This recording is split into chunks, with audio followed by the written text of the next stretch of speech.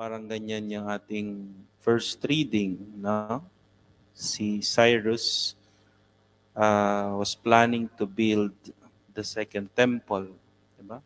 The first temple was built by Solomon and it was destroyed during the Babylonian captivity, and they were exiled in Babylon. Nang makabalik na sila, so si Cyrus was planning to build the second temple.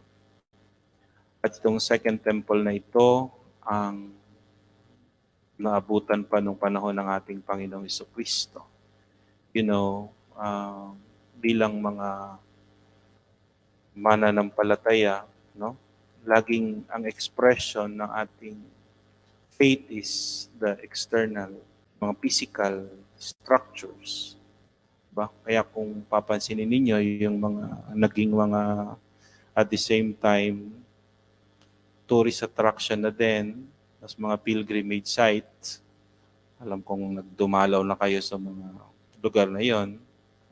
Usually magsisimula lang yan sa pangarap ng isang pamilya to build a chapel or a pilgrim site or a church. Pwedeng puntahan ng mga tao. So palaging doon natin nakikita yung expression ng ating pananampalataya. Kaya hindi mahirap ipanghingi ang simbahan. Kasi yung mga tao always give pa pinag-usapan yung simbahan. Kagaya nung narinig natin dito. No? So, sila'y binigyan ng mamahaling kasangkapan to build the church. Okay? So, palagi nating nakikita yung simbolo ng ating pananampalataya sa struktura na itinatatag natin o itinatayo natin para sa Diyos. Pero siyempre, ang hamon ay hindi lamang panlabas.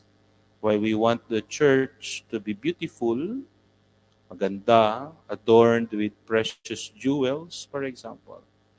Gusto rin natin na lilinisin natin ang ating sarili because the structure or the church is not the only temple of God.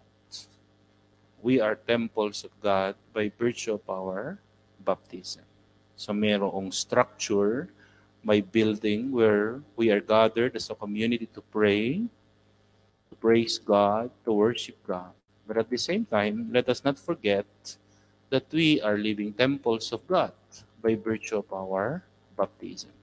Hindi lamang ang gusto natin pagandahin yung struktura o yung physical na gusali, gusto rin nating maging kaaya-aya bilang mga tao, bilang mga binyagan para sa Diyos.